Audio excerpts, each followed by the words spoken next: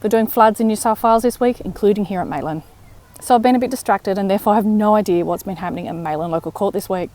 This is what minor flooding looks like at Maitland. It's about 7 or 8 metres at the moment. As for the Manning, Gloucester, Patterson, Williams, Macleay and Hastings rivers, wowzers, that's a lot of water. And we're sort of going okay at the moment in central Maitland thanks to the levees.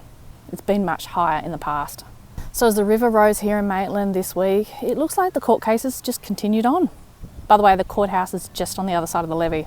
There's the courthouse there. There are about 150 people listed to appear this week at Maitland. There were fresh custodies, so the police were still policing during the flood. On Monday, Tweed Heads Local Court was supposed to sentence the East Maitland high-range drink driver who crashed into traffic lights. I don't know what the sentence was. I don't know about the new fraud case that was supposed to have its first mention this week at Maitland.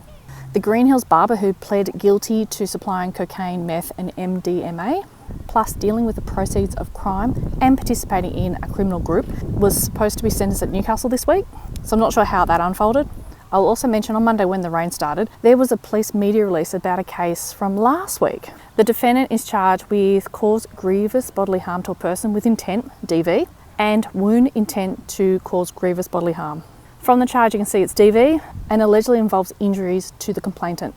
This was a fresh custody last Wednesday. However, the information wasn't released until 5 days after the court appearance. The court went on to refuse bail and the case will now be heard at Newcastle Local Court. In between watching the record-breaking flood levels north of us in the Manning, I did notice the red hatchback police pursuit guy from last week was listed for sentencing on Wednesday here at Maitland. That moved pretty quickly to sentencing.